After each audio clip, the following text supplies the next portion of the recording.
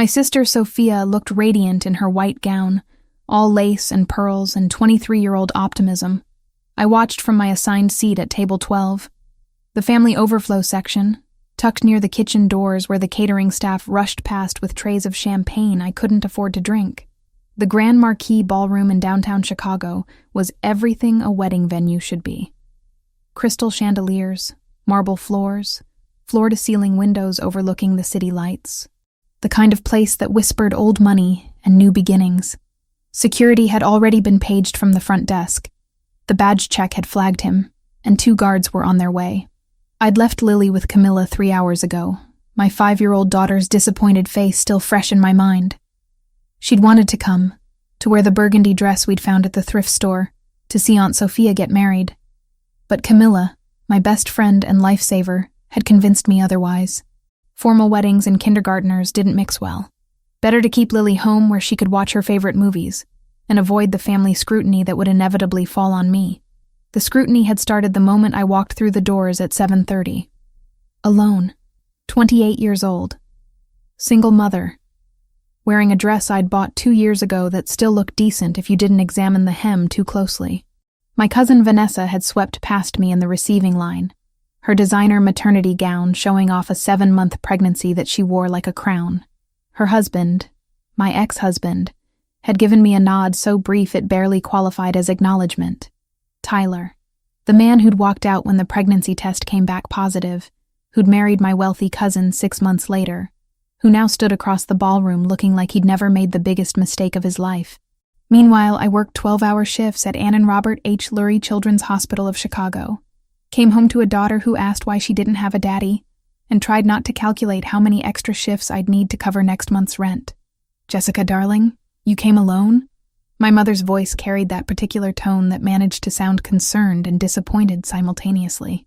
She'd appeared at my table during the cocktail hour, my father trailing behind her with the same uncomfortable expression he always wore when forced to acknowledge his daughter's failures. "We'd hoped you might bring someone. There are several eligible men here from the Martinelli family. You remember them, don't you? They own that restaurant chain." "I'm fine, Mom." I'd forced a smile I didn't feel. "Lily sends her love to Sophia." "Oh, yes. The baby." My mother's use of the word baby for my 5-year-old daughter spoke volumes. "Camilla's watching her, I assume? Such a shame you can't afford a real nanny." They'd moved on before I could respond, circulating among guests who actually mattered. Family who'd made something of themselves. My older sister Lauren and her surgeon husband. Cousins with graduate degrees and stock portfolios. And then there was me, the pediatric nurse who'd dropped out of med school when she got pregnant, who lived in a 1-bedroom apartment in a neighborhood that was optimistically described as up and coming. I tapped 911 and left the line open in my pocket, letting the dispatcher triangulate while the building's doorman was alerted by a neighbor's text. Giovanni begged me not to formalize a report yet, not until we knew which faction would retaliate fastest. Dinner had been interminable. 7 courses of food I barely tasted while conversations swirled around me. The couple to my left discussed their vacation home in Aspen.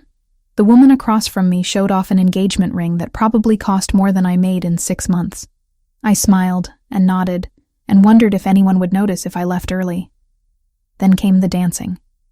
The DJ announced the couple's first dance, and Sophia floated across the floor in her new husband's arms. My parents danced next, looking every bit the proud family. Lauren and her husband joined them. Even my younger cousins paired off, laughing and spinning under lights that cast everything in soft focus. Outside the windows, clouds had gathered over Chicago's skyline. The weather forecast had promised clear skies all weekend, but nature had other plans. Thunder rumbled in the distance, barely audible over the music.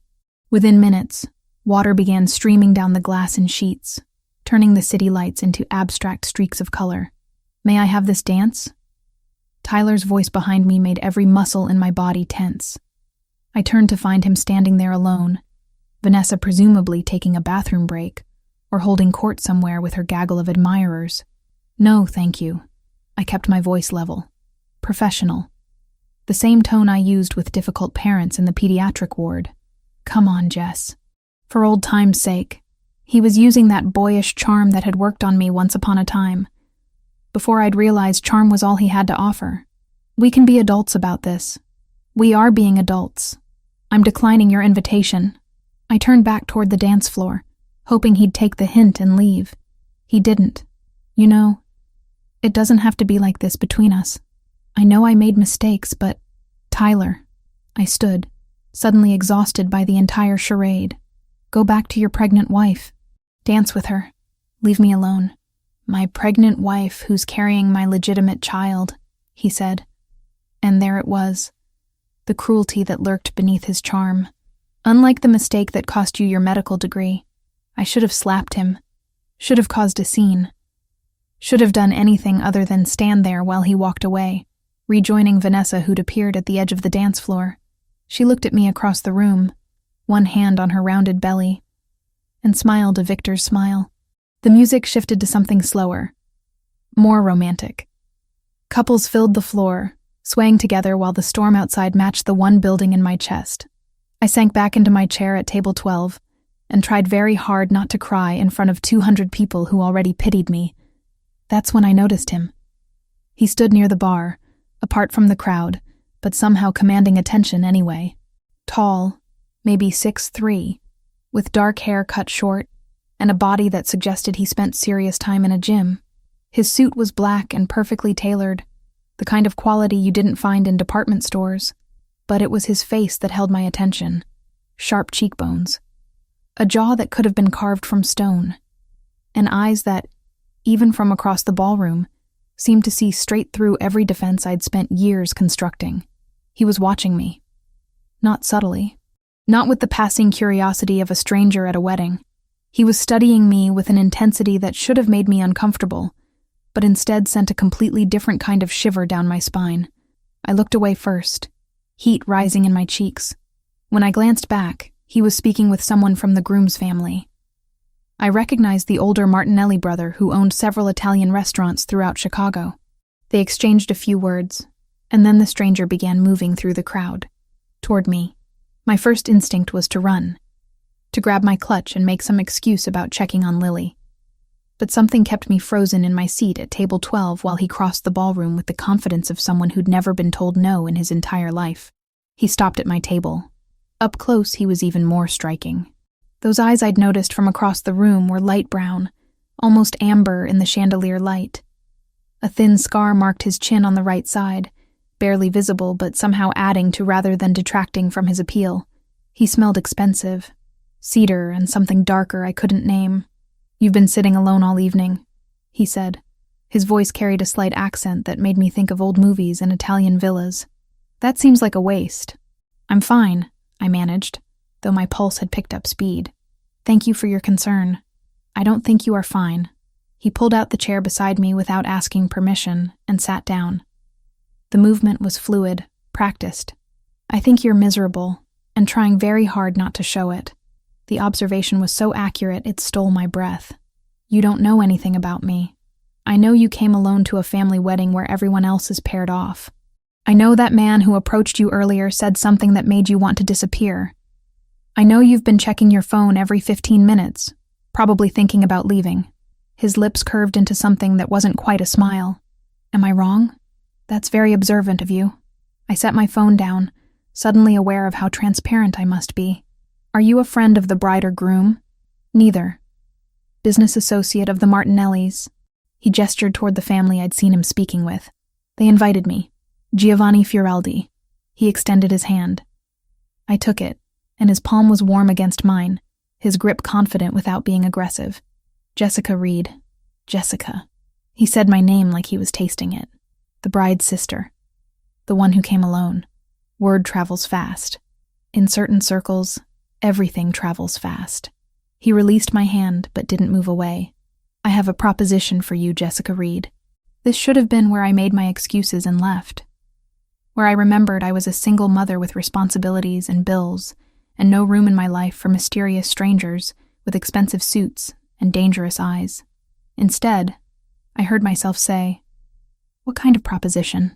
Giovanni leaned closer, his voice dropping low enough that only I could hear over the music. "Dance with me. Pretend to be my wife for the rest of the evening. Let everyone here see that you're not alone, not pitied, not forgotten.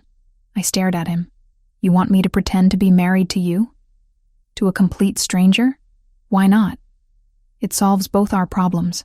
His expression remained neutral, but something flickered in those amber eyes. My family is relentless about wanting me to settle down. Your family clearly enjoys reminding you that you're single. We could help each other. That's insane. Perhaps.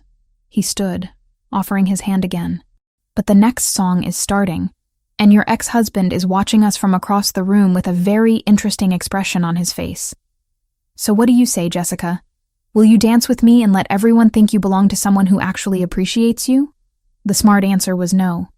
The responsible answer was no. The safe answer was definitely no. I took his hand and stood. One dance. That's all. His smile was devastating. We'll see about that. Giovanni led me onto the dance floor with the confidence of someone who'd done this 1,000 times before. His hand settled at the small of my back, warm through the thin fabric of my dress, while his other hand clasped mine with surprising gentleness. For a man built like he could break things without effort, his touch was remarkably controlled. You dance well, I said as we began moving to the music. He moved like someone who'd been trained, each step precise and effortless. My mother insisted on lessons when I was young. She believed a man should know how to lead properly. Something flickered across his face when he mentioned her. She passed away 2 years ago. Cancer. I'm sorry. The words felt inadequate, but they were all I had. She would have liked you. Giovanni's amber eyes met mine.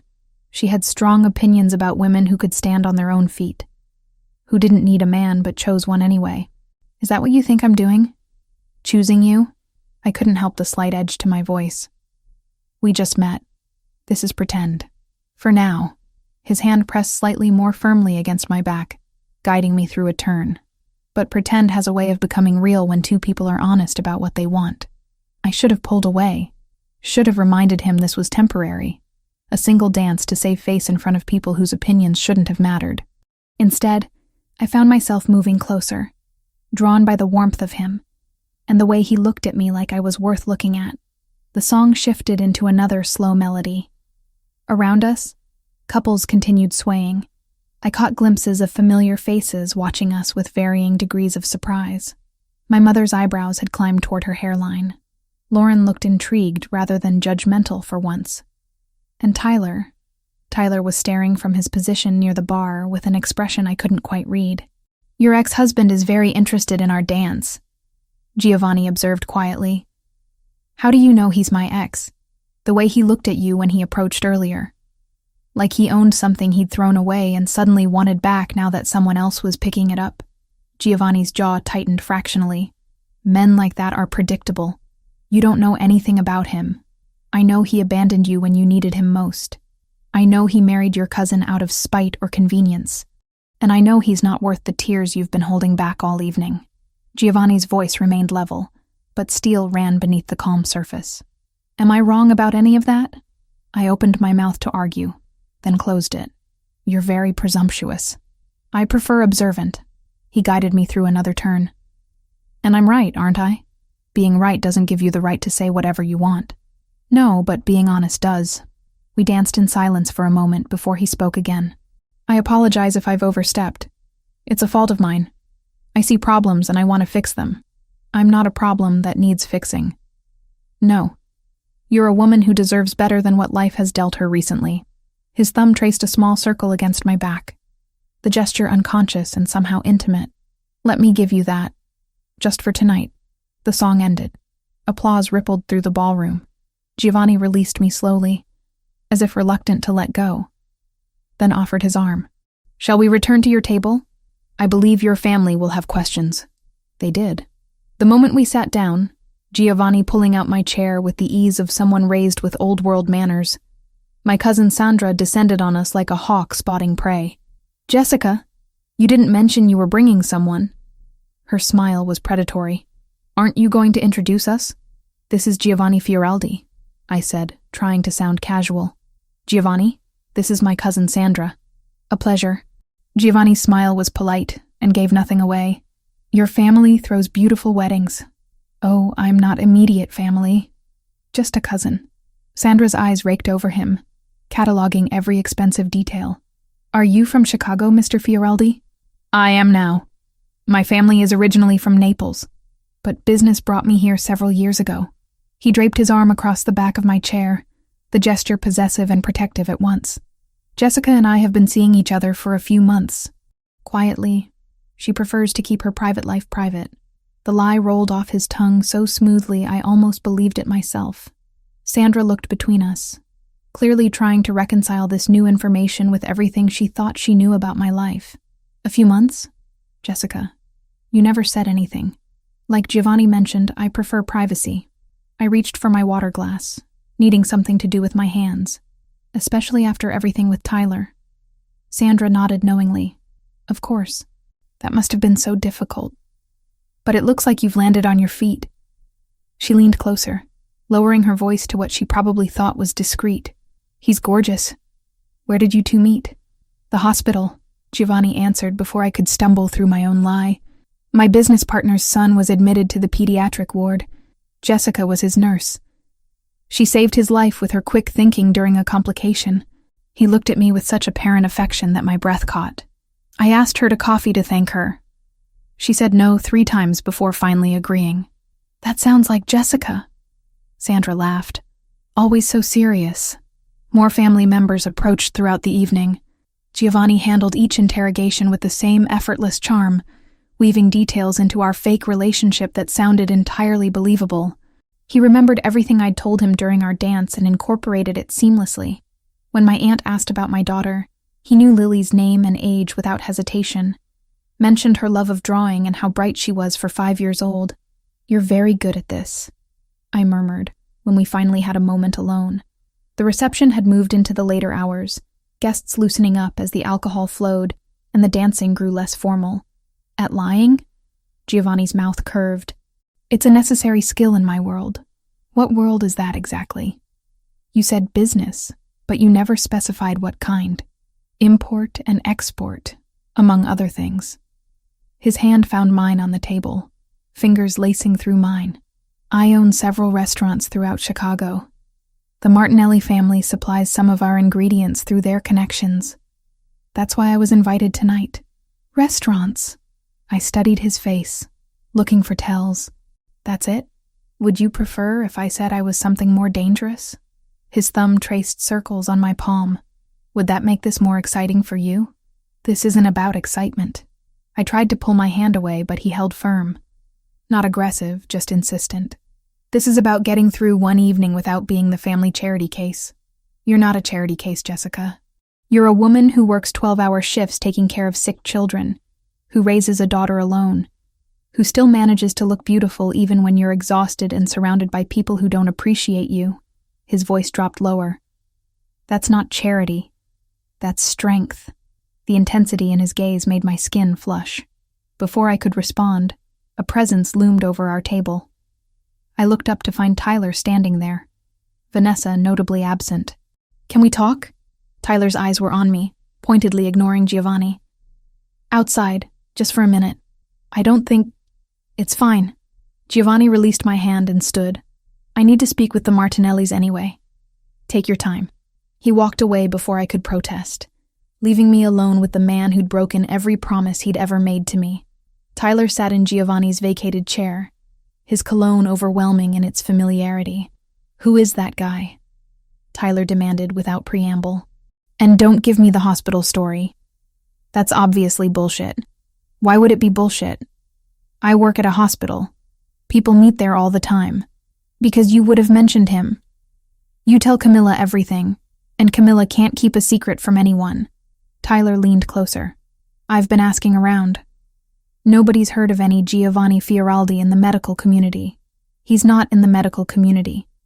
His business partner's son was a patient." I stood, suddenly exhausted by this entire conversation.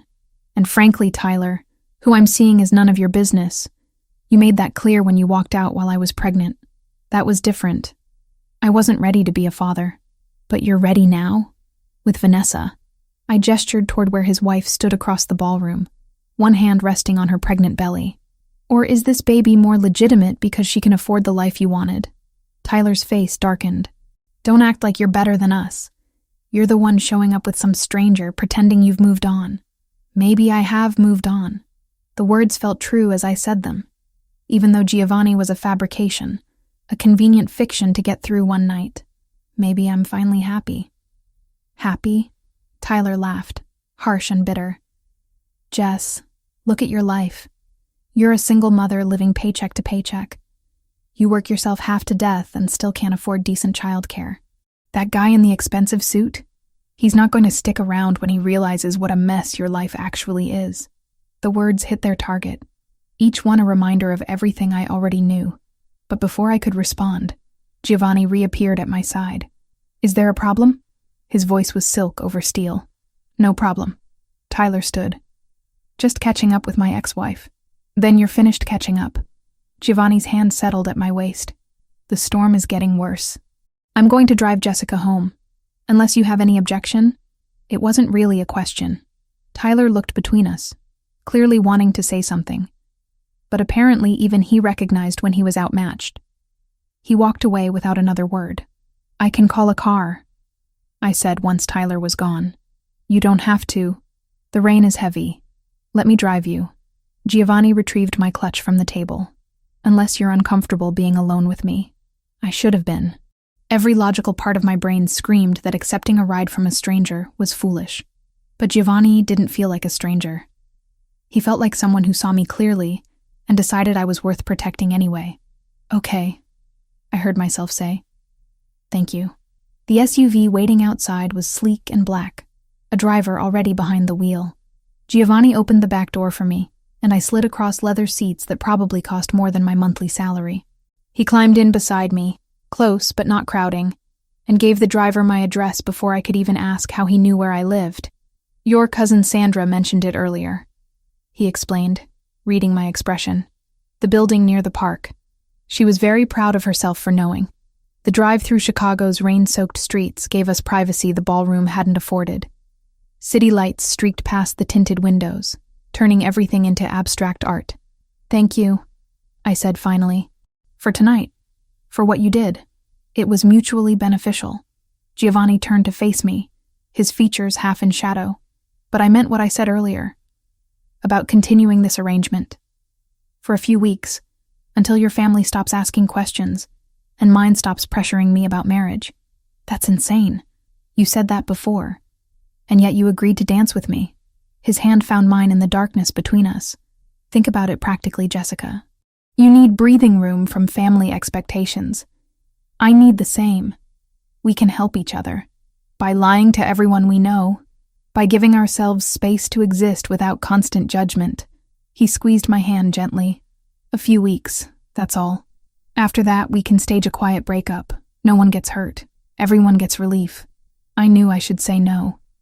Knew this was a terrible idea that could only end badly. But sitting in that car, still feeling the ghost of his hand at my back from our dance, I found myself considering it. I have a 5-year-old daughter, I said finally. She can't know about this. I won't confuse her with fake relationships. Agreed. This stays between adults, and if either of us wants out, we walk away.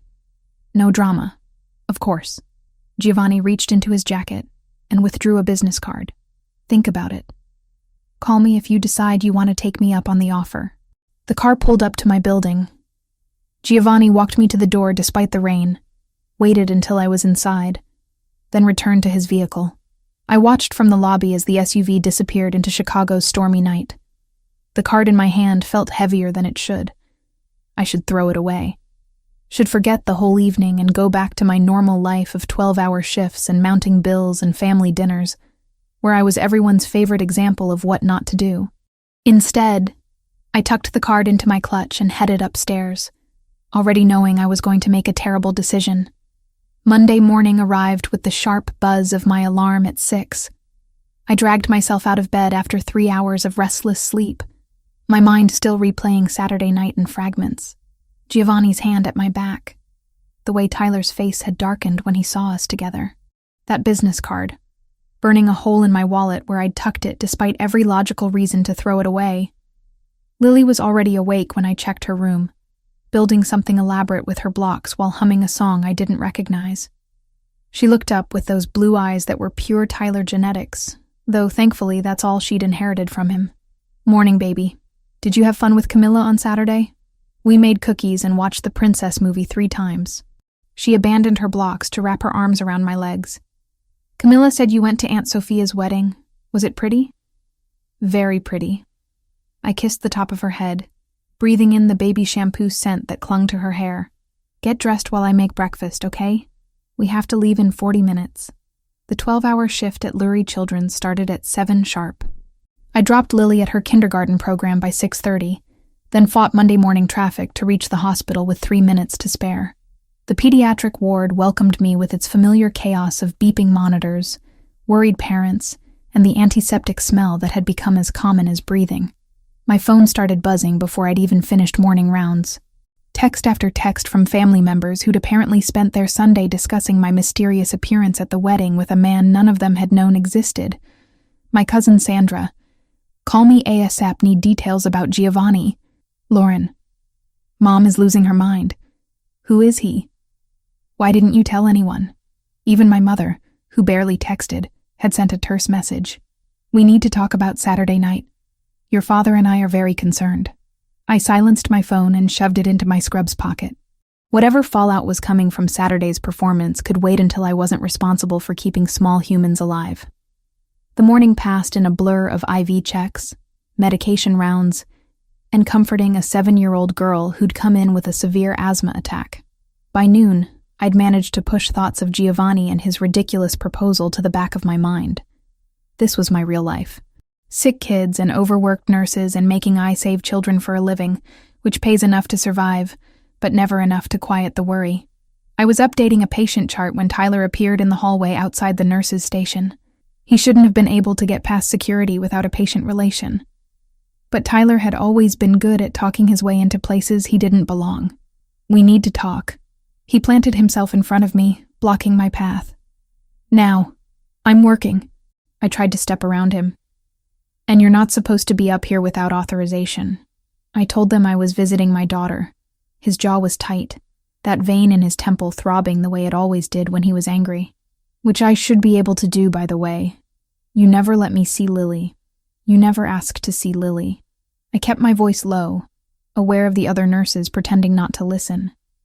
"And she's not a patient here, so that excuse won't hold up if security checks." Tyler moved closer, lowering his voice to match mine. "Who is Giovanni Fioraldi? And don't give me that hospital story again. I've been asking around. Nobody in Chicago's medical community has heard of him. Maybe because he's not in the medical community. Maybe because his life doesn't revolve around impressing people in your social circle." I finally managed to step around him. "Now leave before I call security myself. Is he paying you?" The question stopped me cold. I turned back slowly. "Is that what this is? Some arrangement where he gives you money and you show up at events pretending to be his girlfriend?" The accusation stung more than it should have. "Get out, Tyler. Because that would make sense. You need the money. He clearly has it. And you've never been above taking handouts when it suited you. I've never taken a dime from you or anyone else." My hands clenched into fists at my sides. "I work for everything I have. Everything Lily has. So whatever fantasy you've constructed where I'm some desperate woman selling herself for financial security, you can keep it to yourself. Then what is he?" Tyler demanded. "What does he want from you? Nothing you ever wanted. Apparently that includes basic respect." I turned toward the nurse's station. "Security, please. We have an unauthorized visitor." Tyler left before security arrived, but not before shooting me a look that promised this conversation wasn't over. I spent the rest of my shift shaking, adrenaline making my hands unsteady enough that I had to ask another nurse to help with a particularly tricky IV insertion. The shift ended at 7. I picked up Lily from the after-school program, listened to her chatter about the art project they'd done, and drove us home through evening traffic that gave me too much time to think about Tyler's accusations, about Giovanni's card still in my wallet, about how close I was to calling that number and agreeing to something I knew was a terrible idea. Camilla was waiting when we got home at 8, as she did every Tuesday evening, our weekly tradition of dinner together, the only real social life I had outside of work and motherhood. She'd brought Chinese takeout and that particular expression that said she had questions I wouldn't want to answer. So, Camilla waited until Lily was occupied with her egg rolls before leaning across my kitchen table. Sandra called me today. And Lauren. And your mother. All wanting to know if I knew about this Giovanni person you're apparently dating. I'm not dating him. I pushed lo mein around my plate without eating it. It was one night. A favor. We danced at the wedding and pretended to be together so my family would stop treating me like the resident failure. A favor. Camilla's dark eyebrows climbed toward her hairline. Jess. Nobody does favors like that for strangers. What does he want? He wants his family to stop pressuring him about getting married. I want my family to stop pitying me. It was mutually beneficial. Was. Is. I corrected myself, then immediately regretted it. Maybe. He suggested we continue the arrangement for a few weeks, just until everyone stops asking questions. Camilla sat back in her chair. This is insane. You know this is insane, right? I'm aware. I finally met her eyes, but you weren't there Saturday night. You didn't see the way everyone looked at me, or the way Tyler acted like he had any right to an opinion about my life. For one evening, I felt like someone who mattered. Is that really so terrible? Not terrible. Just dangerous. Camilla reached across the table to squeeze my hand. Promise me you'll be careful. Promise me if this guy turns out to be bad news, you'll walk away. I promise. The lie came easily. I was already planning to call Giovanni the moment Camilla left. She stayed until 9:30, helping me get Lily bathed and into bed.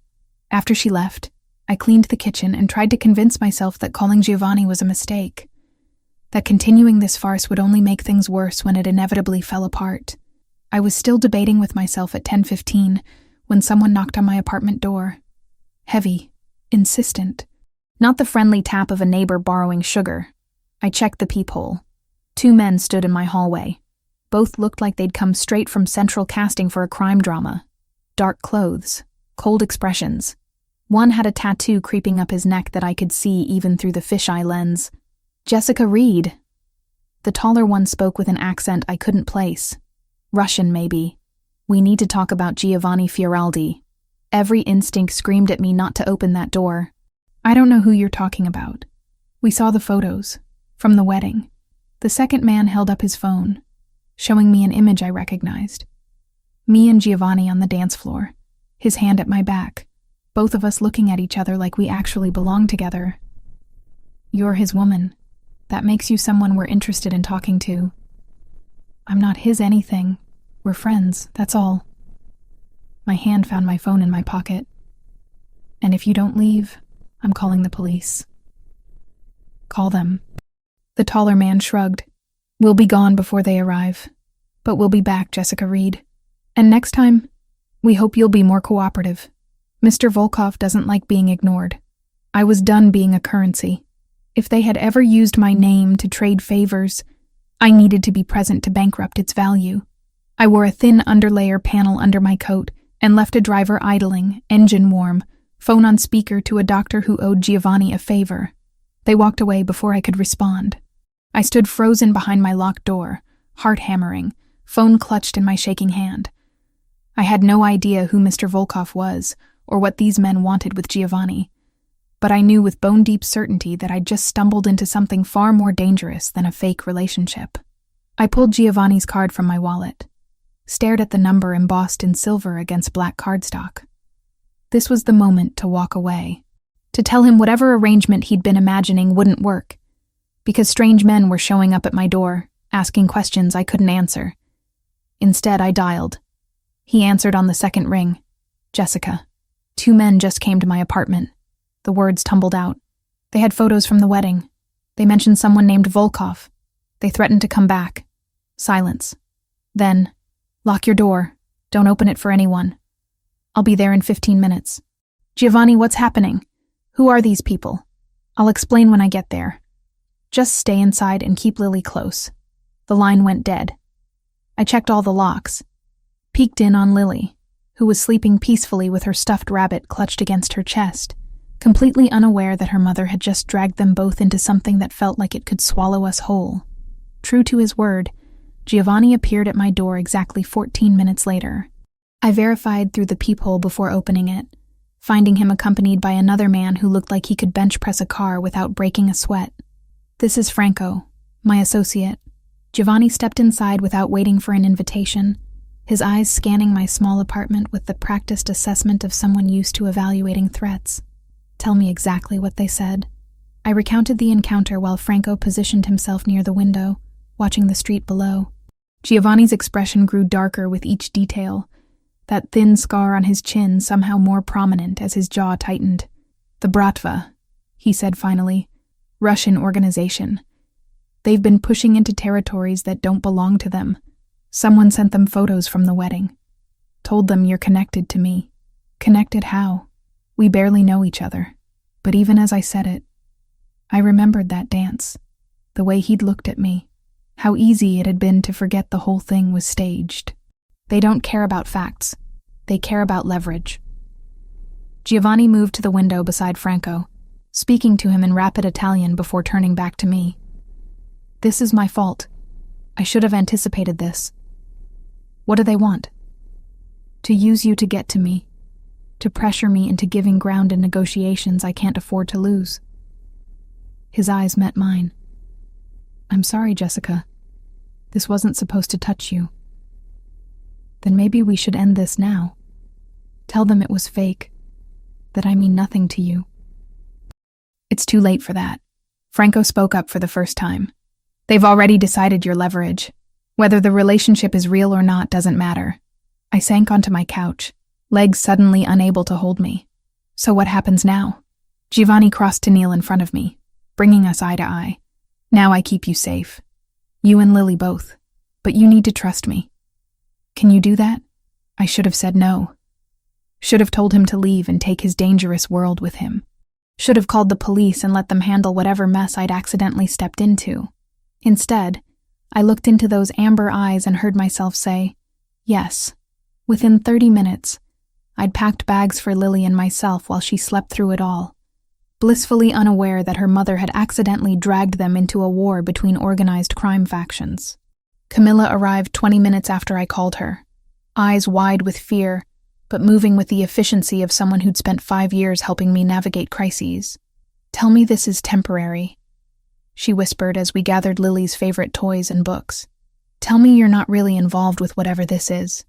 It's supposed to be temporary." I stuffed clothes into a duffel bag without bothering to fold them. It was supposed to be a fake relationship for a few weeks. Now apparently the Russian mob thinks I'm leverage. The Russian mob. Camilla sat down hard on Lily's bed. "Jesus, Jess. What have you gotten yourself into?" "I don't know." My hands shook as I zipped the bag closed. "But Giovanni says he can keep us safe. That's all I care about right now." Giovanni's penthouse occupied the top 2 floors of a building in Chicago's Gold Coast neighborhood. The address alone probably cost more than I'd make in 10 years. Franco drove us there in an SUV with tinted windows, taking a route that seemed designed to lose anyone who might be following. Giovanni rode in a second vehicle with additional security I hadn't even known existed until tonight. The elevator required a key card to access the penthouse levels. When the doors opened, I stepped into a space that looked like it belonged in an architectural magazine. Floor-to-ceiling windows overlooked Lake Michigan.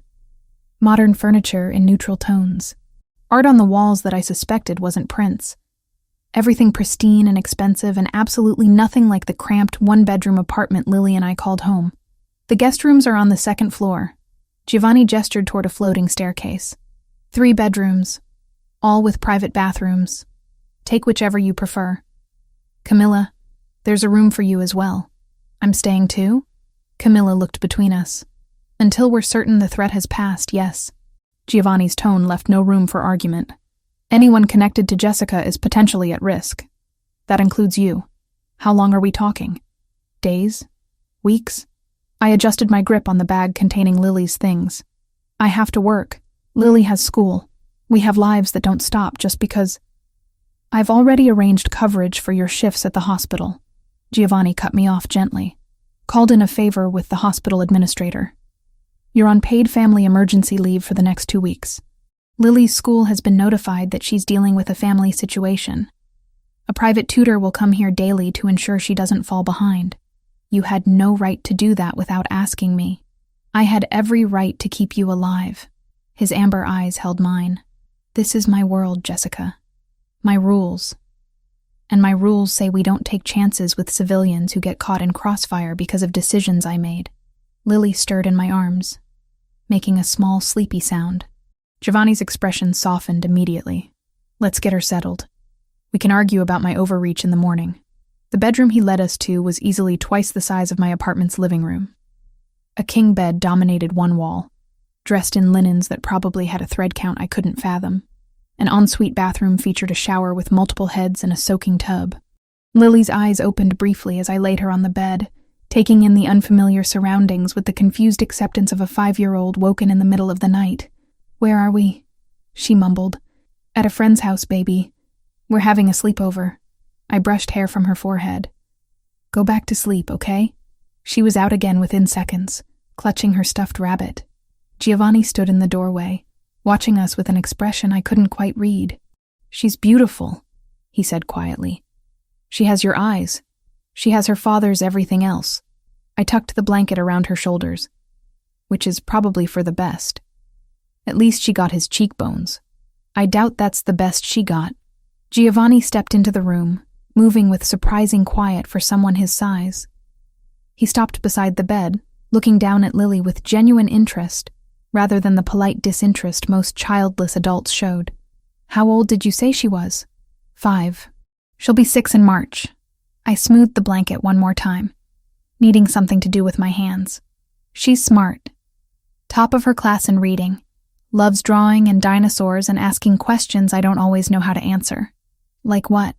Like why her daddy doesn't come see her? Or why some kids have 2 parents and she only has 1. The words came out rougher than I intended. She stopped asking as much after Tyler got remarried. I think even at 5, she understood that ship had sailed. Giovanni's jaw tightened. He's a fool. He's a lot of things. Fool is probably the kindest. We stood there in silence, watching Lily sleep. It felt strangely intimate, this shared vigil over my daughter, like we were partners in her protection rather than strangers thrown together by circumstances neither of us had planned. I should let you rest. Giovanni moved toward the door. If you need anything, there's an intercom system. Just press the button and someone will respond. Giovanni, I stopped him before he could leave. Thank you for all of this. I know I don't fully understand what's happening or why, but thank you for keeping her safe. Something flickered in his eyes. I'll always keep her safe, Jessica. Both of you. That's a promise. The next 3 days blurred into a surreal existence that felt nothing like my real life. I woke Wednesday morning to find Lily already up and exploring the penthouse with the fearless curiosity of childhood. Camilla was in the kitchen making breakfast while Giovanni conducted a meeting via phone in his study, speaking rapid Italian that sounded both beautiful and vaguely threatening. A pediatrician arrived at 10 to give Lily a complete checkup. I stood by, reflexively ready to intervene, but the doctor was gentle and thorough, and clearly accustomed to working with anxious mothers. Giovanni appeared halfway through the exam, asking intelligent questions about Lily's vaccination schedule and whether her recent cold had fully resolved. You remember I mentioned a cold? I asked after the doctor left, giving Lily a clean bill of health. You told me she'd missed school 2 weeks ago because of it. At the wedding. Giovanni handed Lily a tablet loaded with educational games. I pay attention when people tell me things, Jessica. Thursday brought the private tutor, a cheerful woman named Mrs. Patel, who had Lily reading and practicing math within minutes. Giovanni sat in on part of the lesson, then surprised both of us by helping Lily with a drawing project afterward. He drew with the competence of someone who'd had training, creating a surprisingly detailed sketch of a horse that had Lily demanding he teach her the technique. My mother insisted on art lessons, he explained, guiding Lily's small hand to show her how to shade properly. She believed a well-rounded education included beauty as well as business.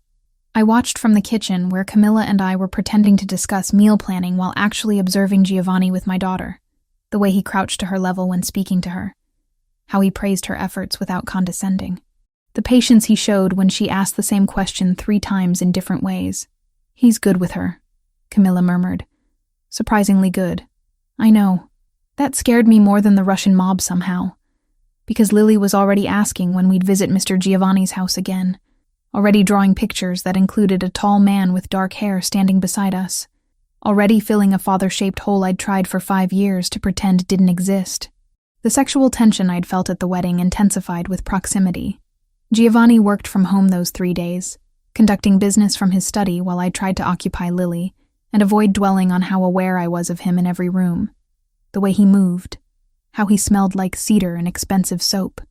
The timbre of his voice when he spoke Italian on the phone, passionate and commanding in ways that made my skin flush. We'd have dinner together each evening, the 4 of us around his massive dining table. Giovanni would ask Lily about her day, listen with genuine interest to her rambling stories about the tutor and the games she'd played with Camilla. Then, after Lily went to bed, we'd sit on his terrace overlooking the lake and talk about things that had nothing to do with fake relationships or Russian threats.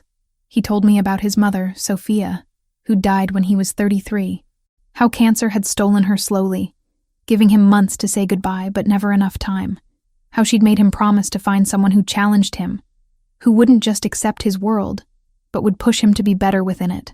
She would have liked you, he said Thursday night, our 3rd evening on the terrace. She had strong opinions about women who stood on their own feet, who worked for what they had. She came from nothing, you know. Married my father when she was 19 and turned herself into the kind of woman who could hold her own in his world. What world is that? I'd been wanting to ask since Tuesday night. You keep referring to your business, but you've never actually told me what you do. Giovanni took a long sip of the wine he'd been nursing. I own restaurants. 4 locations throughout Chicago, all Italian cuisine. That much is true and legal. But I also oversee operations that aren't listed on any business license, territory that my father secured and I've maintained, arrangements with other organizations that keep Chicago running smoothly for those who know where to look. Your Mafia. It wasn't a question. I prefer to think of it as community organization with flexible ethics. His mouth curved slightly. But yes, if you need a simple label. My family has been involved in Chicago's less legitimate operations for 3 generations. The restaurants are real. Everything else lives in the shadows. And the Russians want those shadows for themselves. They've been pushing into territories that traditionally belong to Italian families, testing boundaries, using violence where my father would have used negotiation. He set down his wine glass. I'm trying to maintain peace. They see that as weakness. Friday afternoon, Franco appeared in Giovanni's study where I'd been reading while Lily napped. His expression was grim. We've identified the leak, he said without preamble. The source of the photos. The one who told the Bratva about Jessica. Giovanni stood from behind his desk. Who? Her cousin, David Reed. He's been working with the Russians for 6 months, feeding them information about families they might leverage. When he saw the wedding photos on your aunt's social media, Jessica, he recognized an opportunity. My stomach dropped. David? My cousin David? Franco nodded. He told the Bratva about your relationship with Giovanni, even mentioned that it started as a pretense. But Dmitry Volkov, their leader, decided you were still useful leverage regardless. Where is David now? Giovanni's voice had gone cold. That's the other problem. The Russians have him. They're holding him as insurance. If we move against them, they'll kill him to send a message. I sat down heavily. David. Stupid, gambling-addicted David who never could hold a job. Who'd asked to borrow money at Thanksgiving and gotten angry when I'd said no. Who apparently sold out his own family to criminals to cover whatever debts he'd accumulated. We can't just leave him there, I heard myself say. Even if he's an idiot, he's still family. He put you and Lily at risk. Giovanni's expression was unreadable. Family doesn't end where loyalty begins, Jessica. Maybe not, but it doesn't end where stupidity begins either.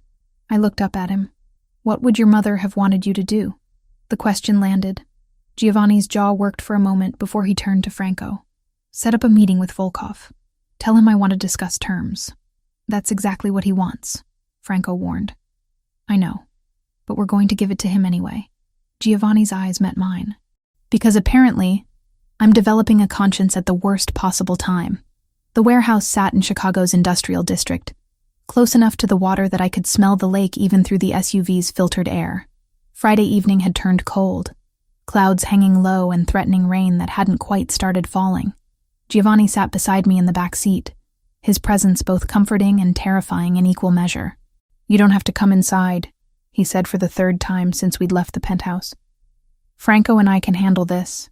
They used me as leverage. I should be there when you negotiate my freedom." I checked my phone, seeing the message from Camilla confirming Lily was asleep and asking when I'd be home. Home. Like the penthouse had become that in just 5 days. Besides, you said it yourself. Your mother would want you to show them I'm not just some pawn they can manipulate. My mother would have a lot of opinions about this situation. Giovanni's hand found mine in the darkness, most of them involving Italian phrases I shouldn't repeat in front of you. Try me. I worked in a hospital for 3 years. I've heard worse. The warehouse came into view. Concrete and rust. Windows covered with grime thick enough to block any view of the interior. 2 black sedans were already parked outside, their occupants leaning against the vehicles with the casual menace of men who'd done violence and expected to do more.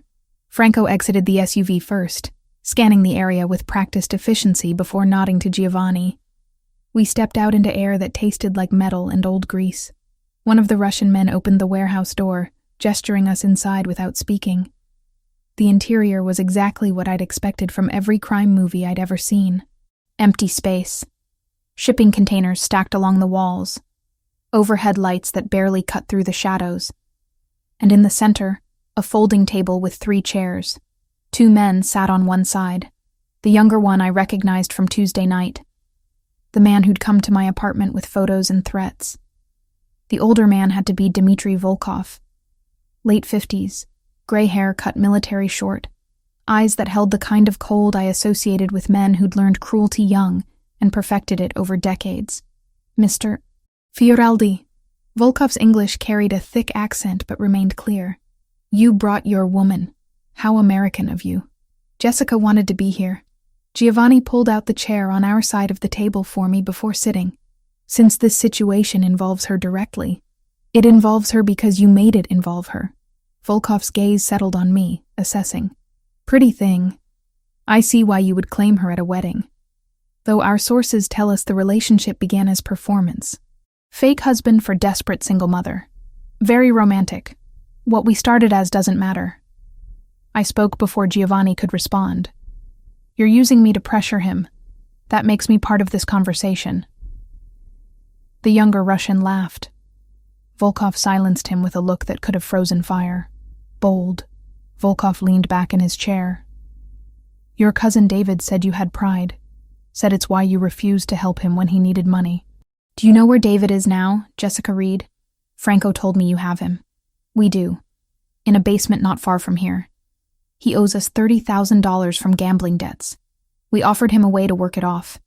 He gave us information about your family, about this wedding, about the photos his aunt posted on social media showing you with Mr. Fioraldi." Volkov pulled out his phone, tapping the screen before turning it to face us. "Beautiful photos. You look very happy together." The image showed Giovanni and me on the dance floor. The way we were looking at each other, even I had to admit it didn't look staged. It looked real, like 2 people who'd found something worth holding on to. David made his choices. Giovanni's voice carried steel beneath the calm surface. "What he owes you is between you and him. But Jessica is between you and me." Volkov pocketed his phone. "And that makes her valuable. So let's discuss terms. You have territory in the financial district that we want. 3 blocks. You give us those blocks. We release David. And we forget about using pretty nurses as leverage." "No." The word came from me before I'd consciously decided to speak. Both men turned to look at me with identical expressions of surprise. "You don't get to threaten people's families and then negotiate like that's reasonable behavior." "Jessica," Giovanni started.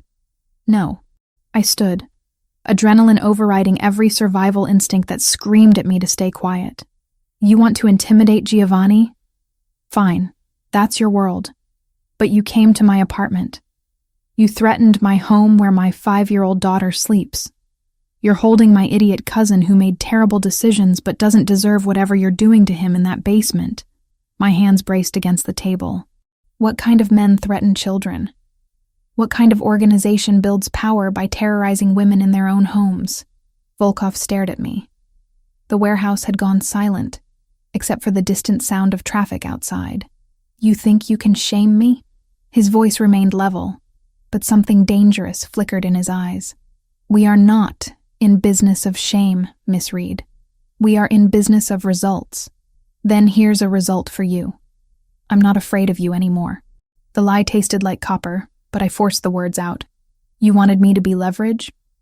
You wanted Giovanni to cave because he's protecting me? Well, congratulations. You've made me understand exactly what kind of people you are.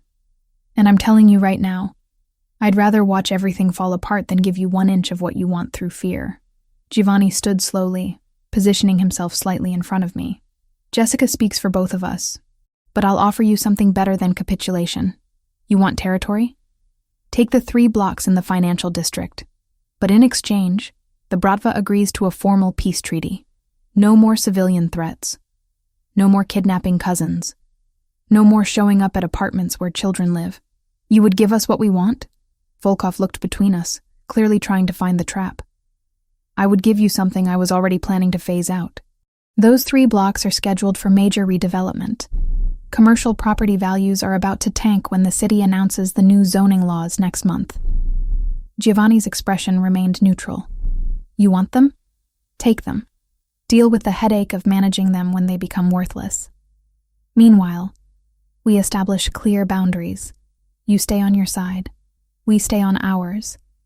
And civilians remain off limits for both organizations. Volkov was quiet for a long moment. Then he looked at me again. Your woman has courage. Foolish courage, but courage nonetheless. He stood. We accept your terms. 3 blocks. Peace treaty. Civilians are off limits. He extended his hand to Giovanni.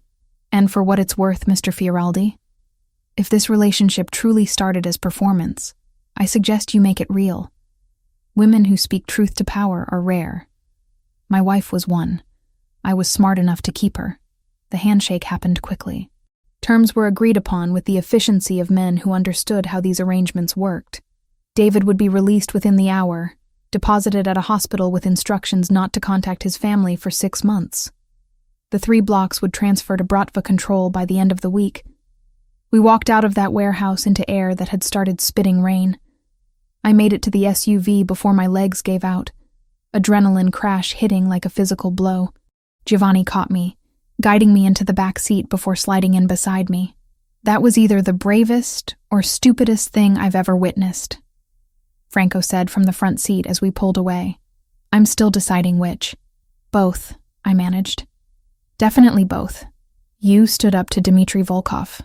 Giovanni turned to face me. Do you understand how rare that is? How few people have ever spoken to him that way and lived to tell about it? I wasn't thinking about living. I was thinking about Lily sleeping in your penthouse, about David being tortured in a basement, about how tired I am of men with power deciding who gets hurt and who gets protected. My hands shook. I'm a pediatric nurse, Giovanni. I save children for a living, which pays enough to survive, but never enough to quiet the worry. He kissed me. One moment I was spiraling into panic, and the next his mouth was on mine. Hot and demanding and tasting like everything I'd been trying not to want since Saturday night. His hand cupped my jaw, thumb tracing my cheekbone while his other arm wrapped around my waist, pulling me closer across the leather seat. I kissed him back, poured 5 days of tension and fear and unexpected connection into it. His lips moved against mine with a confidence that suggested he knew exactly what he was doing, and my body responded with an enthusiasm that should have embarrassed me, given Franco was 3 feet away pretending very hard not to notice. When we finally broke apart, both breathing hard, Giovanni rested his forehead against mine. I've wanted to do that since you looked up at me from table 12 and agreed to dance, he said quietly. Since you stood in my penthouse holding your daughter and told me you didn't trust easily, but you'd trust me with her safety. Since you just stood in a warehouse and told a Russian mob boss that he couldn't threaten children in your city. Your city, I corrected. This is your world, not mine. Maybe. But you just proved you can stand in it without being swallowed. His thumb brushed across my lower lip. Jessica, this stopped being fake somewhere between Saturday and tonight. You know that, right? I did know. Had known since watching him draw horses with Lily, since he'd held my hand while talking about his mother, since I'd fallen asleep on his terrace listening to him speak Italian on the phone and feeling safer than I had in 5 years. "This is complicated," I whispered. "Everything worth having is complicated." He kissed me again, softer this time, a promise instead of a question. "Stay. Not because you're in danger. Not because of some arrangement we made at a wedding. Stay because you want to see where this goes when it's real." The SUV pulled up to the penthouse building. Franco cleared his throat quietly, a reminder that we had an audience and a 5-year-old waiting upstairs. "I have a daughter," I said. "If this falls apart, it's not just me who gets hurt. Then we make sure it doesn't fall apart." Giovanni helped me out of the vehicle. "One day at a time. One decision at a time. Starting with you deciding that what happened tonight changed things." We rode the elevator in silence. Camilla met us at the door, took one look at my face, and asked 0 questions. She grabbed her jacket and let Franco drive her home, leaving Giovanni and me standing in his living room at midnight with the weight of what just happened settling between us. "I should check on Lily," I said. "You should." He didn't move to stop me. "But Jessica, think about what I said. About staying. Not as a guest. As someone who belongs here." I went upstairs to find Lily sleeping peacefully, completely unaware that her mother had just negotiated with criminals and kissed a man who made her forget every reason why she shouldn't. I watched her breathe. This perfect thing I'd created with a man who'd never deserved her, and tried to figure out if I was brave enough to risk both our hearts on someone who actually might. Downstairs, Giovanni waited. Upstairs, my daughter slept. And somewhere between those 2 floors, I made a decision that terrified me more than any Russian mobster ever could. I was falling in love with Giovanni Fioraldi, and for the first time since Tyler walked out, I was going to let myself see where that fall might lead. Sunday morning light filtered through the penthouse windows, waking me before my alarm. I'd spent most of the night replaying Friday's kiss. The warehouse. Dmitry Volkov's calculating eyes. The way Giovanni had looked at me when he said this stopped being fake somewhere along the way. I found him in the kitchen making coffee, already dressed despite it being barely 8. Lily was still asleep upstairs, giving us a rare moment of privacy. "We need to talk," he said, handing me a mug. "About what happens next." I was thinking the same thing. I wrapped my hands around the warm ceramic. This whole arrangement was supposed to be temporary. A few weeks of pretending until our families backed off. But now it's complicated. Giovanni leaned against the counter, studying me with those amber eyes that saw too much. "Franco informed me this morning that David was released from the hospital. He's been told to stay away from Chicago for 6 months. The Bratva threat is neutralized. The peace treaty is holding, which means you and Lily are safe to return to your normal lives." The words should have brought relief. Instead, they felt like a door closing. "So that's it? Threat over? Arrangement ended?" I tried to keep my voice neutral. "Thank you for the hospitality. See you around?" "That's one option." Giovanni set down his coffee. "Or I can offer you another one. Franco has contacts who specialize in creating new identities. Clean documents, new city, new life. I can give you and Lily complete protection. Set you up somewhere far from Chicago where neither Tyler nor anyone from my world can touch you. Financial security. Fresh start. Everything you'd need. You're offering to make us disappear." The realization hit like cold water. To get us away from you. To give you a choice that doesn't involve staying near danger just because you feel obligated. His expression remained carefully neutral. "I brought you into this mess, Jessica. The least I can do is give you a clean exit." Before I could respond, small footsteps pounded down the stairs. Lily appeared in her pajamas, hair wild from sleep, clutching her stuffed rabbit. "Morning, Mom." "Morning, Mr. Giovanni." She climbed onto a stool at the kitchen island. "Are we having pancakes?" "Mr. Giovanni makes really good pancakes." "I can make pancakes," Giovanni said, already pulling ingredients from the refrigerator. "Chocolate chip or blueberry?" "Both." Lily bounced in her seat. "Mom, can we stay here forever? I like it here. And Mr. Giovanni said he'd teach me to draw buildings today." My heart cracked. "Baby, we've been imposing on Mr. Giovanni's hospitality. We can't stay forever." "Why not?" She looked between us with 5-year-old logic. He has lots of rooms. And he doesn't mind, do you, Mr. Giovanni? Giovanni met my eyes over Lily's head. I don't mind at all. Lily, sweetie, go wash your hands before breakfast, I said gently. She hopped off the stool and scampered toward the bathroom, leaving us alone again. She's already attached to you, I said quietly. That's exactly what I was afraid of. If we leave now, she'll ask questions I don't know how to answer. Then don't leave. Giovanni began mixing pancake batter with practiced efficiency. Stay. Figure out what this could be when it's not about protection or arrangements. When it's just about 2 people who might actually want to see where this goes. You run a criminal organization, Giovanni. You negotiate with Russian mobsters. You have enemies who would use me and Lily as leverage if they knew we meant something to you. My hands tightened around the coffee mug. How am I supposed to build a life around that kind of danger? By understanding that my world isn't separate from who I am. It's part of me. But so is the man who makes pancakes for your daughter and wants to teach her architecture. The man who stayed up 3 nights running security checks to make sure you could sleep safely. The man who would burn down half of Chicago before letting anyone hurt you. He poured batter onto the griddle. I'm not asking you to love the criminal. I'm asking if you can love the whole complicated mess of who I actually am. Lily returned before I could answer, chattering about the drawing lesson, and could she please have extra chocolate chips. We ate breakfast together like a family, and the domesticity of it terrified me more than any warehouse confrontation. Because this felt right, natural. Like we'd been doing this for years instead of days. After breakfast, I made a decision. I'm going to work tomorrow. Back to my regular shift at the hospital. Giovanni looked up sharply. That might not be wise. The treaty with the Bratva is new. We don't know. I need to do this, I interrupted.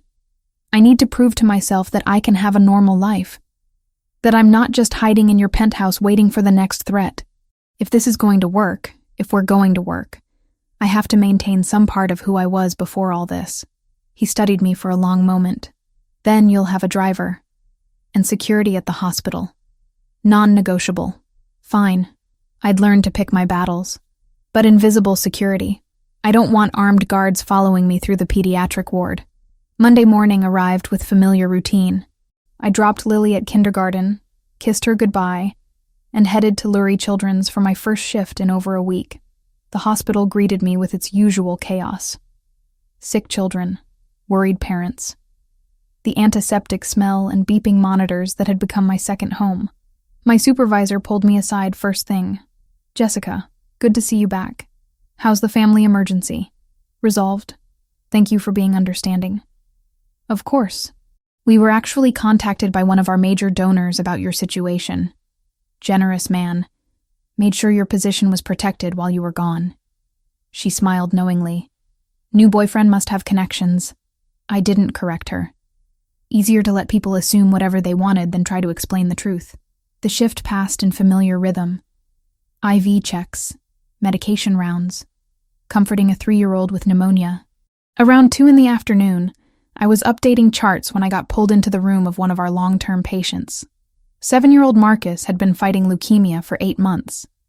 He was in for his latest round of chemo, weak, but still somehow optimistic. Nurse Jessica, he brightened when I entered. You're back. I missed you. I missed you too, buddy. I checked his vitals, noting them in his chart. How are you feeling today? Tired, but Mom says I'm a fighter. He picked at the hospital blanket. Nurse Jessica, can I ask you something? Always. Do you believe in happy endings? Like in the movies? The question hit harder than it should have. I sat on the edge of his bed, choosing my words carefully. I believe happy endings are possible when people are brave enough to fight for them. Even when things get scary. Even when it seems easier to give up. My mom says that too. She says we have to be brave.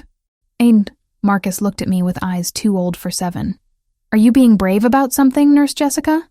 Out of the mouths of children. Yeah, Marcus, I think I am. Then you'll get your happy ending. Just like me. His confidence was absolute. We're both fighters. I left his room with tears stinging my eyes, and a clarity I hadn't felt in days.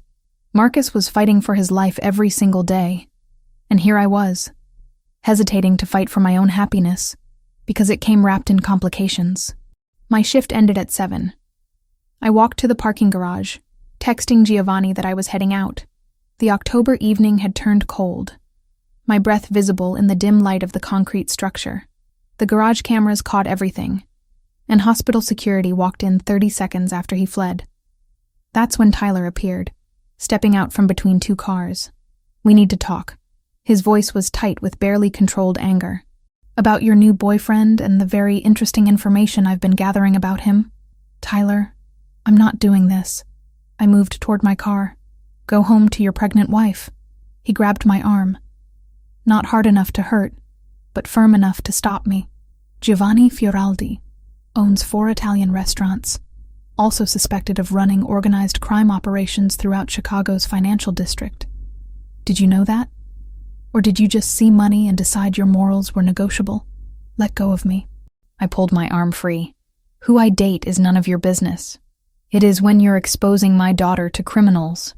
Tyler stepped closer. "That's right. She's still my daughter, even if you've done everything possible to erase me from her life. And I will not let you drag her into some mobster's world.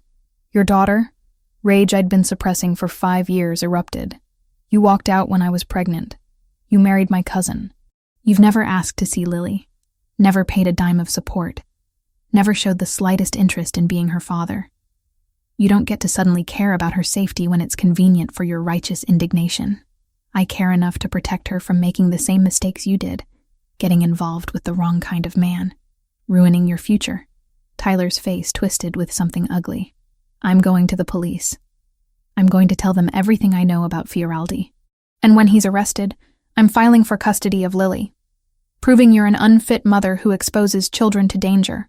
Cold fear replaced anger. You can't do that. Watch me." Tyler turned to leave. "Stay away from him, Jess, or lose everything. That won't be necessary." Giovanni's voice cut through the garage like a knife. He emerged from the shadows near the elevator, Franco beside him. Both men moved with the dangerous grace of predators who'd found prey. Tyler's face went pale. "This is harassment. I'll call security." "Please do." Giovanni stopped a few feet away, hands in his pockets, posture relaxed but eyes glacial. "I'd love to explain to hospital security why you're threatening my girlfriend in a parking garage after grabbing her forcibly." I barely touched her. The security cameras will tell a different story. Franco gestured toward the corner where a camera was indeed positioned. Chicago takes assault seriously, even when it's an ex-husband who can't accept that he no longer has control. "You can't threaten me." But Tyler's voice wavered. "I'm not threatening you." Giovanni stepped forward. "I'm informing you of consequences." "Franco?" Franco pulled an envelope from his jacket. "Tyler James Mitchell. Inside, you'll find a very detailed accounting of your failure to pay child support for Lily Reed. 5 years of documented abandonment. A legal petition for full back payment plus interest, totaling approximately $43,000. And a restraining order that will be filed if you continue to harass Jessica." Tyler snatched the envelope. "This is bullshit. I never agreed to pay support, because you abandoned them before she could file." Giovanni's voice was ice. "But abandonment doesn't erase responsibility. My lawyer is very thorough. He's prepared to pursue this through every legal channel available. And trust me, Tyler, you don't want to go to war with someone who has better lawyers than you have excuses. You're threatening me with legal action?" Tyler looked between them. "I'll fight this." "Please do." Giovanni smiled, and it was terrifying. "Drag it through court. Let a judge examine your complete absence from your daughter's life. Let them see how you married Jessica's cousin 6 months after walking out on a pregnant woman. Let them decide who the unfit parent actually is. You can't. I can. And I will. But here's an alternative." Giovanni's voice softened fractionally. "Walk away. Leave Jessica alone. Stop pretending you suddenly care about Lily after 5 years of complete indifference. Do that, and these documents never get filed. You go back to your life, and we never have this conversation again." The silence stretched. Tyler looked at the envelope, then at me, then back to Giovanni. "Fine." He threw the envelope on the ground. "Keep her. Keep both of them. But when this all falls apart, don't come crying to me." He walked away, footsteps echoing through the garage. Giovanni waited until Tyler's car started and drove away before turning to me. "Are you okay?" I wasn't. I was shaking, adrenaline crashing through my system. "You had him investigated, had lawyers draw up documents. When?" The moment I realized he was going to be a problem. Giovanni picked up the envelope Tyler had discarded. "I don't wait for threats to materialize, Jessica. I eliminate them before they can hurt people I care about. And what happens when the threat is you?" The words came out harsher than intended. "When your world is what puts Lily in danger, then I'll eliminate that threat too." His eyes held mine. "Even if that means eliminating myself from your life. But you have to make that choice, Jessica. I can't make it for you." Franco cleared his throat. "I'll wait in the car. Give you two some privacy." We stood alone in the cold parking garage while I tried to figure out what I wanted, what I could live with, what risks were worth taking and which ones would break us. "Take me home," I said finally. "To the penthouse. We need to talk." Giovanni nodded, offering his arm. I took it, and we walked to his SUV together, while I tried to figure out how to explain that I'd already made my choice. And it terrified me more than any threat Tyler could ever pose. 2 weeks passed in a blur of new routines and careful negotiations between my old life and this new one we were building. I'd moved most of my clothes to the penthouse but kept my apartment, using it as a quiet space when I needed to think, or when Lily had playdates with school friends whose parents didn't need to know about the complicated man in our lives. Giovanni proved remarkably adaptable to the chaos of living with a 5-year-old. He learned that Lily needed exactly 3 bedtime stories, that she refused to eat vegetables unless they were hidden in pasta sauce, and that Tuesday mornings were always harder because she missed her weekend freedom. He attended a parent-teacher conference with me, sitting in a chair designed for someone half his size, while Mrs. Rodriguez praised Lily's progress in reading. "She's a bright girl," the teacher had said, looking between us with obvious approval. "It's wonderful to see her thriving with both parents involved." I hadn't corrected the assumption. Neither had Giovanni. Camila adapted to the new arrangement with surprising grace. She continued watching Lily after school, but now one of Giovanni's drivers picked them both up and brought them to whichever location I was working from. The penthouse or occasionally my old apartment when I needed the familiarity.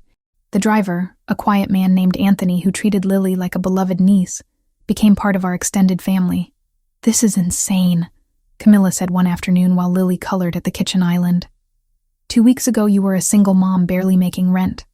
Now you're living in a penthouse with a man who has actual security teams." "I know." I poured her tea, a ritual we'd maintained despite everything changing. "Does it make me a terrible person that I'm happy?" "It makes you human." She squeezed my hand. "But be careful, Jess. Happiness this sudden can disappear just as fast." My family's reaction had been more complicated. My mother called daily, torn between pride that I'd landed someone successful and concern about how little she actually knew about Giovanni. Lauren, however, surprised me by being genuinely supportive. She'd invited us to dinner Saturday night to celebrate her 32nd birthday at Giovanni's newest restaurant in River North. "I want to get to know him properly," she'd said when she called. "Not as the mysterious man from Sophia's wedding, but as the person who's making my sister smile again." Saturday evening arrived with October cold that promised winter wasn't far behind. I dressed carefully in a forest green dress that Giovanni had insisted on buying despite my protests about him spending money on me. Lily wore burgundy velvet, her hair in braids that had taken me 40 minutes to perfect. "You look beautiful," Giovanni said when we met him in the living room. He wore charcoal gray, no tie, the top button of his shirt undone in that way that made him look simultaneously elegant and dangerous. "Both of you. Mr. Giovanni, are we going to your restaurant?" Lily bounced excitedly. "The one with the really good breadsticks." "A different one. This one specializes in northern Italian cuisine." He crouched to her level. "But I made sure the chef prepared special breadsticks just for you." The restaurant, Fioraldi's River North, occupied a corner building with floor-to-ceiling windows overlooking the Chicago River. Warm light spilled onto the sidewalk, and even from outside I could hear the gentle buzz of conversation and laughter. Giovanni had reserved a private dining room for the family dinner, giving us space away from the main restaurant. Lauren and her husband Daniel arrived first. My sister looked elegant as always, her dark hair styled in waves that probably cost more than my weekly grocery budget. But her smile when she hugged me was genuine. Happy birthday, I said, handing her the gift I'd spent too long selecting, a first edition of her favorite childhood book that I'd found at a used bookstore. Jess. She opened it carefully, eyes going wide. This must have cost. It didn't. I know a guy. I winked. The important thing is you love it. Daniel shook Giovanni's hand with the assessing grip of a surgeon who spent his days holding people's lives in his hands. Good to finally meet you properly. Lauren's been very curious. As she should be. Giovanni's response was smooth. I'd be suspicious too if my sister suddenly appeared with someone new. My parents arrived next. My father uncomfortable in a suit he clearly didn't wear often. My mother already scanning the room with critical eyes. They'd met Giovanni briefly at Sophia's wedding, but this was different. This was them evaluating whether the man dating their daughter was worthy. Mr. and Mrs. Reed. Giovanni greeted them with old-world courtesy. Thank you for joining us to celebrate Lauren's birthday. It's your restaurant, my mother said, accepting his hand. We should be thanking you for hosting. Sophia and her new husband arrived fashionably late, glowing with newlywed happiness. The last to enter was Vanessa, her pregnancy now impossible to ignore at 8 months. She came alone, Tyler notably absent, and the sight of her made my chest tighten with complicated emotions. Jessica. She kissed my cheek with perfunctory affection. You look well. So do you. It wasn't entirely true. She looked exhausted, the kind of bone-deep tired that went beyond pregnancy. How are you feeling? Large, uncomfortable. Ready for this to be over. Her hand rested on her swollen belly. Tyler sends his regrets. Business trip. The lie was obvious. Tyler was avoiding this dinner specifically to avoid Giovanni and me. Part of me was grateful. Part of me wanted him to see what he'd walked away from. Dinner was served in courses, each more exquisite than the last. Giovanni had clearly instructed his chef to impress, and they'd succeeded. The conversation flowed easily once the initial awkwardness faded. My father, who rarely spoke about anything personal, found himself discussing architecture with Giovanni. Lauren and Daniel asked intelligent questions about the restaurant business. Even my mother seemed charmed by the way Giovanni ensured everyone's wine glass stayed full, and how he'd arranged for Lily to have her own special mocktail in a fancy glass. But it was watching Giovanni with Lily that seemed to win them over completely. She'd grown sleepy after dinner, curling against his side on the upholstered bench. He'd adjusted automatically, one arm around her small shoulders, continuing his conversation with my father, while absently stroking her hair, in a gesture so natural it looked like something he'd done 1,000 times before. He's good with her, Lauren murmured to me when we stepped away to use the restroom. I didn't expect that. Neither did I. I checked my reflection, smoothing my dress. But he is. He's patient and kind, and he treats her like she matters. Because she does matter. To him. Lauren met my eyes in the mirror. Jess, I've been worried about you for years. Watching you work yourself to exhaustion, raising Lily alone, never letting anyone help. But seeing you tonight, you're different. Lighter. Like you're finally letting yourself be happy. I'm trying. My throat tightened. Is that okay? Am I allowed to be happy with someone like him? Someone like him. Lauren turned to face me fully. You mean someone successful who treats you with respect? Who clearly adores your daughter? Who looked at our judgmental family and decided you were worth navigating all that drama?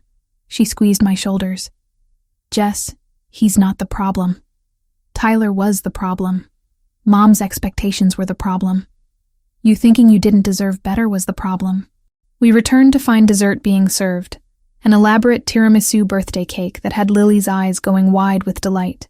Lauren blew out her candles surrounded by family, and for the first time in 5 years, I didn't feel like the outsider. I felt like I belonged. Vanessa left shortly after cake, claiming exhaustion, but before she went, she stopped beside my chair.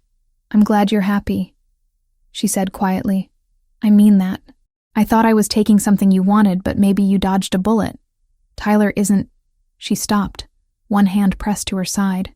He isn't what I thought he was. Vanessa, don't. She held up her hand. I made my choices. You made yours. I just wanted to say I see now that you got the better deal. She nodded toward Giovanni, who was showing Lily how to properly fold a napkin into a swan. Hold on to that one. Men like that are rare. She was gone before I could respond, leaving me with questions I didn't know how to ask, and sympathy I hadn't expected to feel. The evening wound down slowly. My parents thanked Giovanni profusely, my father even going so far as to suggest they should have dinner again soon. Sophia and her husband invited us to a double date. Lauren hugged me tight and whispered that she approved completely. We drove home through Chicago's glittering nightscape, Lily asleep in her car seat between us in the back of the SUV. Giovanni's hand found mine across the space, fingers lacing together in the darkness. "Your family likes me," he said, sounding faintly surprised. "They love you. There's a difference." I squeezed his hand. "You charmed them, especially my mother, which I didn't think was possible. I had help." He nodded toward Lily. "Hard to dislike someone when their daughter's already claimed me as hers. Is that what she did? She told your mother tonight that I taught her to draw buildings and that she's going to be an architect like her mommy when she grows up." His voice carried warmth I was learning to recognize. "Then she announced that I was her favorite grown-up after you and Camilla." My heart cracked open a little wider. "Giovanni, I know what you're going to say. That we need to be careful. That she's already too attached. That if this doesn't work out, she'll be devastated." He looked at me in the dim light from passing street lamps. "But Jessica, what if it does work out? What if this is what it looks like when 3 people accidentally become a family?" I didn't have an answer to that. But watching him carry Lily upstairs later, tucking her into bed with the practiced care of someone who'd done it before, I started to believe that maybe, just maybe, we were building something that could last. That night, after Lily was asleep and the penthouse was quiet, Giovanni found me on the terrace overlooking the lake. "Thank you," he said, wrapping his arms around me from behind, "for letting me into your life, for trusting me with her, for giving us a chance even when every logical reason said you shouldn't. Thank you for making it impossible not to." I leaned back against his chest. "For the past 2 weeks. For tonight. For every moment you prove that fairy tales might actually exist if you're brave enough to believe in them." We stood there watching Chicago's lights reflect off the water, and I let myself imagine a future where this wasn't temporary, where the man holding me wasn't just someone I was falling for, but someone I'd already fallen for, where my daughter would grow up with a father figure who chose to be there instead of one who'd walked away. 2 weeks. That's all it had been since the warehouse confrontation. Since Giovanni had first suggested making this real, but time didn't matter when something felt this right. When coming home meant walking into a penthouse where a man waited who looked at me like I hung the moon, and a daughter slept peacefully upstairs because she finally felt safe. Maybe Camilla was right. Maybe happiness this sudden could disappear just as fast. But tonight, wrapped in Giovanni's arms under Chicago's October sky, I decided that risk was worth taking, because some things, some people, were worth fighting for. And Giovanni Fioraldi, with his dangerous world and gentle hands and the way he loved my daughter like she'd always been his, was absolutely worth it. The following Saturday evening arrived with a crispness that promised Chicago's winter wasn't far off. 3 weeks had passed since Sophia's wedding. 3 weeks that felt simultaneously like a lifetime, and no time at all. Giovanni had insisted on hosting a formal dinner at his flagship restaurant in the Gold Coast, Fioraldi's on Astor, to celebrate what he cryptically called new beginnings. I'd learned over the past weeks that Giovanni's idea of formal meant reserving the entire second floor of his most exclusive establishment. The one with a Michelin star and a 6-month waiting list for reservations. The one where even Chicago's elite had to call in favors to secure a table. "You didn't have to close the whole floor," I'd protested when he told me his plans. "I wanted privacy for what I have planned." His expression had been unreadable, that particular mask he wore when he was hiding something. Trust me. So here I stood in the penthouse bedroom we now shared, zipping Lily into a velvet dress the color of burgundy wine, while trying to calm the butterflies rioting in my stomach. Something about tonight felt different, significant in ways I couldn't quite articulate. "Mom, you're going to mess up my hair." Lily squirmed away from my fidgeting hands.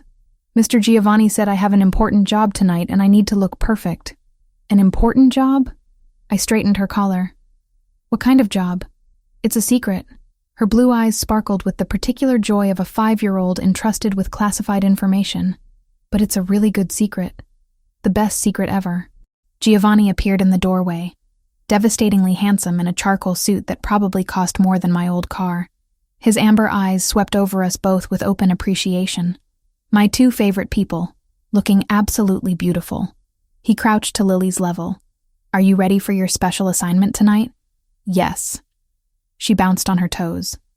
I practiced all week like you said. Practiced what? I looked between them suspiciously. You'll see. Giovanni stood, offering me his arm. Shall we? The restaurant glowed like a jewel box when we arrived. Warm light spilled through tall windows, illuminating tables set with pristine white linens and crystal that caught the light like captured stars. But the second floor, our floor for the evening, had been transformed into something beyond a simple dinner setting. String lights were woven through the exposed brick walls. Candles flickered on every surface. And in the center of the space, a single long table had been set for 15 people, each place setting marked with a handwritten card in elegant script. My family was already there. My parents stood near the windows, my father pointing out something in the Chicago skyline to my mother, who actually looked pleased rather than critical. Lauren and Daniel chatted with Sophia and her husband near the bar. Even Vanessa had come, her pregnancy now impossible to ignore at nearly 9 months, looking exhausted but present. Jessica. Sophia rushed over to hug me, glowing with newlywed happiness. I'm so glad you're here. Giovanni said this was important. I don't actually know what this is, I admitted. That's because you're terrible at letting people surprise you. Lauren joined us, kissing my cheek. Just relax and enjoy whatever Giovanni's planned. Knowing him, it'll be spectacular. Camilla emerged from the kitchen entrance, her presence surprising me. You didn't think I'd miss this, did you? She hugged me tight. Giovanni called me 3 days ago. Said I needed to be here for something special. Everyone's conspiring against me, I muttered, but couldn't help smiling. Franco was the last to arrive, accompanied by his wife Maria, whom I'd met twice before. He gave Giovanni a subtle nod that seemed to communicate something important before taking his seat. If everyone could sit, Giovanni announced, his voice carrying that natural authority that made people listen. We have much to celebrate tonight. The meal began with courses that showcased the chef's mastery. Each dish was explained by Giovanni himself, who moved between his role as host and restaurateur with practiced ease. He'd seated me at the head of the table, himself to my right, Lily to my left. My family surrounded us, filling the space with conversation and laughter that felt genuine rather than obligatory. Halfway through the main course, my mother leaned across the table. Giovanni, this is extraordinary. Jessica's very lucky to have found someone so accomplished. I'm the lucky one, Mrs. Reed. Giovanni's hand found mine under the table. Your daughter reminds me daily that accomplishment means nothing without someone to share it with. My father, who'd spent most of the evening quietly observing, finally spoke. You're good to her. To both of them. That's all a father can ask. The approval in his voice made my throat tight. My father, who'd barely acknowledged my existence for 5 years, who'd treated my single motherhood like a personal failure, was accepting Giovanni, accepting us, without reservation. Dessert arrived as the evening light faded completely outside, Chicago's skyline transforming into a constellation of lights beyond the windows. Individual chocolate soufflés were placed before each guest, each one garnished with gold leaf that caught the candlelight. Before we indulge, Giovanni stood, tapping his wine glass gently. I have something I need to say. More accurately, something I need to ask. My heart stopped. Around the table, knowing smiles appeared on faces that suggested everyone but me knew what was coming. 3 weeks ago, I attended a wedding as a business obligation. I expected nothing more than mediocre food and forgettable conversation. His eyes found mine. Instead, I found Jessica, sitting alone at a table, trying so hard to be invisible when she deserved to be seen, celebrated, cherished. He moved to stand beside my chair. I approached her with a proposal, a fake arrangement to help us both save face with our families. And Jessica, Being simultaneously pragmatic and brave, agreed. We danced. We pretended. We played our parts perfectly. Lily giggled beside me, clearly in on whatever was happening. But somewhere between that dance and this moment, pretending became real. Arrangement became relationship. And I fell completely, irrevocably in love with a woman who works 12-hour shifts to save children's lives, who raises an incredible daughter with grace and humor, who stood in a warehouse and told a Russian mobster he couldn't threaten kids in her city. Tears were already streaming down my face. Giovanni knelt beside my chair, producing a small velvet box from his jacket pocket. Jessica Reed, I'm not offering you a fake arrangement anymore. I'm offering you everything real. My world, my heart, my protection, my family name. I'm offering you a partnership where you're not invisible, where you're seen and celebrated every single day. He opened the box, revealing a ring that caught the candlelight and threw rainbow fractals across the table. Will you marry me? The restaurant went silent. Even the kitchen sounds seemed to pause. Every eye was on me, waiting. Say yes, Mom. Lily bounced in her chair. Say yes so I can do my special job. Laughter rippled around the table, breaking the tension. I looked at Giovanni, this man who'd entered my life 3 weeks ago and somehow become essential to it. This man who made pancakes for my daughter and negotiated with criminals and looked at me like I hung the moon. Yes. The word came out choked with tears. Yes, of course, yes. Giovanni slid the ring onto my finger. A perfect fit. Then pulled me to my feet and kissed me while my family erupted in applause and cheers. When we finally broke apart, Lily was tugging on Giovanni's sleeve. Now? Can I do it now? Now, he confirmed, lifting her onto her chair so she stood tall enough to be seen by everyone. Lily reached into a small burgundy purse I hadn't noticed her carrying and pulled out a small velvet pouch. From it, she extracted 2 rings, simple bands that gleamed gold in the candlelight. These are the wedding rings, she announced proudly. Mr. Giovanni said I get to be the ring bearer when you get married, but he also said I get to hold them now so everyone knows it's real and official and I'm going to be part of the family forever. She handed the rings to Giovanni with the ceremonial gravity only a 5-year-old could muster. The entire table melted into laughter and tears and applause again. Forever, Giovanni confirmed, looking at Lily with such open affection, it cracked my heart wider. You're both stuck with me now. The rest of the evening passed in a blur of congratulations and champagne toasts, and my mother crying while insisting she wasn't crying. Lauren hugged me so tight I could barely breathe, whispering that she'd never seen me this happy. Sophia and her husband offered to help plan the wedding. Even Vanessa approached, one hand on her swollen belly. I meant what I said before, she said quietly. I'm genuinely happy for you. Tyler is... She paused, choosing words carefully. Tyler is Tyler, but Giovanni is something else entirely. Hold on to this one. I will. I promised. How are you doing? Really? Tired. Pregnant. Reconsidering every life choice that led me here. She managed a wry smile. But that's a conversation for another day. Tonight is about you finally getting what you deserve. As the evening wound down, I found myself on the restaurant's terrace with Giovanni, looking out over Chicago's glittering nightscape. Music drifted from inside where Lily was dancing with Franco, her laughter carrying on the October wind. 3 weeks, I said, leaning against the railing. 3 weeks ago, I was sitting at a wedding feeling sorry for myself. Now I'm engaged to a man I'm pretty sure I've been in love with since that first dance. Love at first sight. Giovanni wrapped his arms around me from behind. My mother always said it was possible, that souls recognize each other instantly when they're meant to. Your mother would have liked this. I covered his hands with mine. All of it. The chaos, the complications, the single mother with a 5-year-old daughter. She would have adored you. His voice carried warmth and sadness intertwined. And she would have reminded me that the best things in life are worth fighting for, even when, especially when, they're complicated. So what happens now? I turned in his arms to face him. We plan a wedding? Figure out how to merge my normal life with your complicated one? Explain to Lily that her new stepfather runs restaurants and also has very serious meetings with very serious people? We take it one day at a time. He kissed my forehead.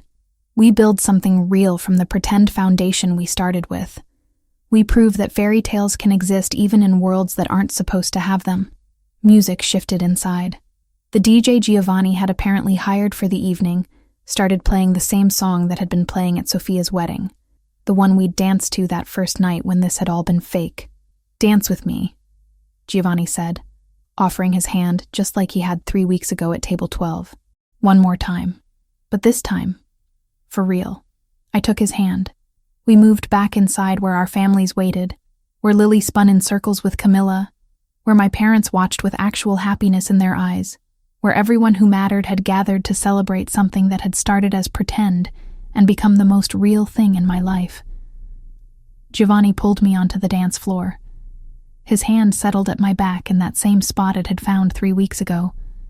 But this time, there was no pretense. No arrangement. No fake relationship to help us save face. This time, it was just a man who'd seen me when I felt invisible, and a woman who'd learned that sometimes the best things in life come wrapped in complications you never expected. "I love you," I whispered against his chest as we swayed to music and laughter and the sound of my daughter's joy. "I love you both," he replied. "My family, my home, my everything." 3 weeks. That's all it had taken for my entire world to transform. For a fake husband at a wedding to become the real partner I'd spend my life with. For a man I'd barely known to become the father my daughter deserved. And standing there in Giovanni's arms, surrounded by everyone who mattered, I finally understood what the cards might have shown if I'd been a tarot reader instead of a nurse. That sometimes, the universe puts exactly the right person in your path exactly when you need them most. That love doesn't follow timelines or logic or any of the rules we think it should. That sometimes, pretending to be someone's wife for one night can lead to actually becoming his wife for a lifetime. And that was the best kind of magic there was.